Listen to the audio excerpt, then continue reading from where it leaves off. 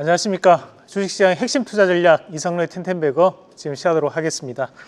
자, 오늘 조선주들도 다시 한번 움직이는 양상들이 보이고 있는데, 저희가 이 시간에 월요일 날 이 대통령님이 필리조선소를 방문할 수 있다라는 말씀을 드리면서 우리가 거리까지도 계산을 했었는데요.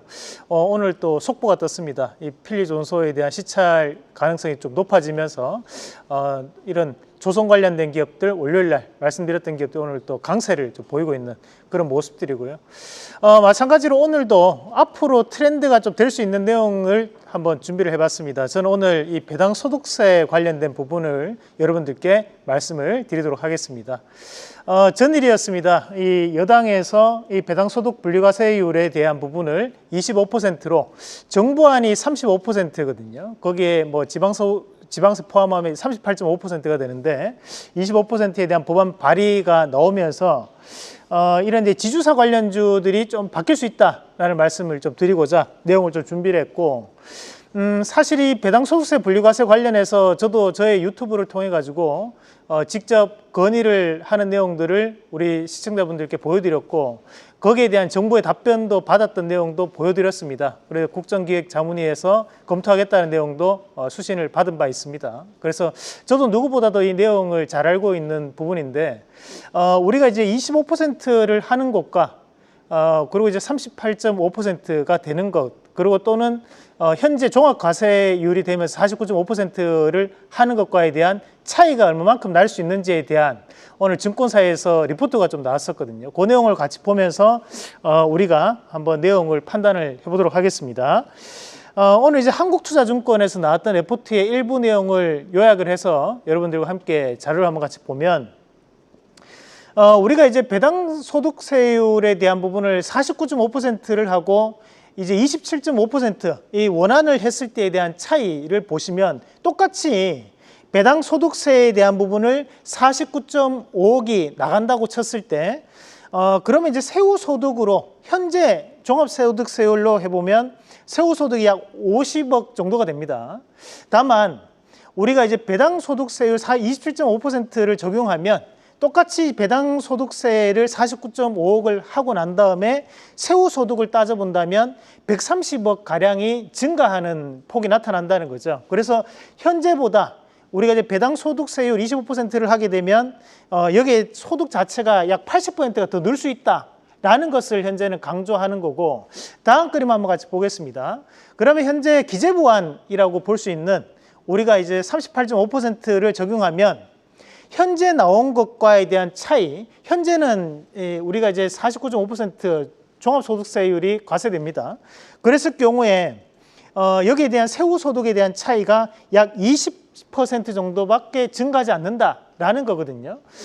그러면 대주주의 입장에서는 기재부안이라고 볼 수 있는 이 38.5%를 한다고 해서 과연 많은 배당을 하고 그것이 과연 증시에 5,000포인트를 갈 수 있는 원동력이 될 수 있을 것인가? 실현 가능성이 좀 낮다라고 판단하는 거고, 다만 전일 나왔던 여당이 발표를 했던 28.5%에 대한 부분을 가정했을 때는 지금 현재보다는 약 80% 정도가 소득이 증가하는 효과가 나타날 수 있으니까, 그런 배당 소득에 대한 증가가 결국에는 배당에 대한 부분을 증가시키고 장기 투자가 늘어날 수 있고 거기에 지수도 다시 한 번 더 강한 움직임을 보일 것이다 라고 기대하는 게 현실적으로 맞다라는 거죠. 이런 계산을 오늘 이제 한국투자증권에서 나왔던 레포트에 있었고, 저도 이 내용에 공감하는 바입니다. 마찬가지로 이제 우리가 만약에 이렇게 정말 최근 들어서 이제 기재부에 대한 상당한 압박 여론이 거세지고 있는 상황들이기 때문에 대주주에 대한 기준도 50억대로 원안대로 진행이 되고, 이런 배당 소득세율에 대한 부분도 정말 분리과세에 대한 부분이 명확하게 선진국처럼 진행이 된다면 거기에서 어떤 종목군들이 수혜를 받을 수 있을 것인가, 그것을 미리 저는 좀 공부할 필요가 있다고 봅니다. 그래서 저는 오늘 대주주에 대한 비중이 높은 기업들 위주로 좀 말씀을 드리려고 합니다. 자, 다음 그림 한번 같이 보겠습니다. 그러면 이제 이런 대기업들 안에서도 지주사를 봐야 될 것 같은데요. 결국에는 본인들의 소득이 많이 늘어날 수 있는 회사들이 이런 배당소득세 분리과세에 대한 25% 법안이 만약에 통과된다면 배당을 늘릴 가능성이 저는 높다고 보거든요. 그러면 일단 이제 하나그룹을 눈여겨볼 필요가 있을 것 같습니다. 하나그룹이 현재 김승현 회장이 약 11.3%에 대한 지분을 보유하고 있고 김동관 부회장이 9.7% 보유하고 있는데 나머지 두 명의 아들도 이 하나그룹에 대한 지분을 또 보유하고 있는 상황입니다. 그렇기 때문에 배당에 대한 부분이 바뀐다면 가장 먼저 배당 소득에 대한 부분에서 배당을 좀 늘릴 가능성이 좀 있는 기업이 아닌가라는 생각을 좀 해봤고요. 마찬가지로 SK그룹 같은 경우에도 SK지주사 같은 경우에는 최태원 회장이 17.9%에 대한 지분을 보유하고 있습니다.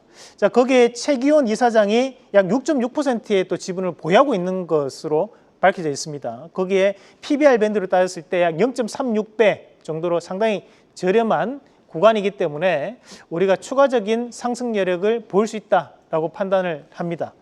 마찬가지로 롯데지주 같은 경우에는 신동빈 회장이 약 13%에 대한 지분을 보유하고 있습니다. 사람이 그렇죠. 자기한테 이익이 되는 상황이 와야지만 좀 더 저는 적극적인 배당이 늘어날 수 있다고 보거든요. 그런 관점에서 이렇게 이제 대주주에 대한 지분이 높은 기업들을 좀 더 눈여겨볼 필요가 있고 롯데지주 같은 경우에도 PBR 밴드로 따진다면 현재 0.33배 정도 수준에 놓여 있다고 보시면 되겠습니다. 자, 그리고 삼성물산 같은 경우에도 이재용 회장이 지분이 약 19.9%를 보유하고 있습니다. 거기에 PBR 밴드로 따졌을 때는 약 0.76배 정도 수준으로 머물러 있는 상황이고요. 자, GS 같은 경우에는 허창수 이사회 53인, 이 53인이 대부분 다 친인척 관계들입니다. 그렇다 보니까 여기에 대한 지분 구조가 약 53.5%에 대한 지분을 보유를 하고 있고 그랬는데 현재 구간에서 PBR 밴드 따져본다면 약 0.29배 수준으로 상당히 저렴한 가격대에 놓여 있다는 것까지 말씀을 드리도록 하겠습니다. 자, 저희가 월요일 날 필리조선소 방문 가능성이 있다는 말씀을 드리면서 공약했던 기업이 바로 이 일성이라는 기업이었습니다. 일성이 그 다음날 곧장 급등이 나왔고 오늘 다시 한번 반등폭을 좀 높이고 있는 과정들인데 저는 전고점이었던 자리를 한번 돌파를 해내지 않을까라는 기대를 하면서 좀 더 수익을 극대화하는 전략으로 여러분들께 숨겨져 있는 조선주로 말씀을 다시 한번 더 드리도록 하겠습니다. 자, 그러면 오늘 우리가 공략해 볼 수 있는 지주사, 저는 이 기업을 한번 준비를 해봤습니다. 하나라는 기업을 말씀을 드리겠는데요. 하나가 야구로만 유명한 게 아닙니다. 사실 이제 방산, 에너지, 조선 이 세 가지 축을 가지고 움직이는 기업이 바로 이 하나그룹이고 한국의 중추적 역할을 하고 있는 기업이기도 합니다. 그래서 이 하나그룹이 잘 돼야지만 현재 기업들의 실적도 좋아지고 국가 근간에 대한 산업들이 확장될 수 있는 개념이 나타나고 있는 과정들이고요. 미국과에 대한 협력 관계가 좀 더 대두될 가능성이 있다라는 부분, 그리고 현재 PBR이 0.23배에 대한 수준이기 때문에 상당히 저평가되어 있는 구간이라는 말씀을 드리면서 1차적인 목표가는 86,900원, 그리고 손절가는 73,000원 제시해 드리겠습니다. 계속해서 다양한 경제 이슈를 알고 싶다면 구독과 좋아요, 알림 설정 부탁드립니다. AI 캐스터 권미정이었습니다.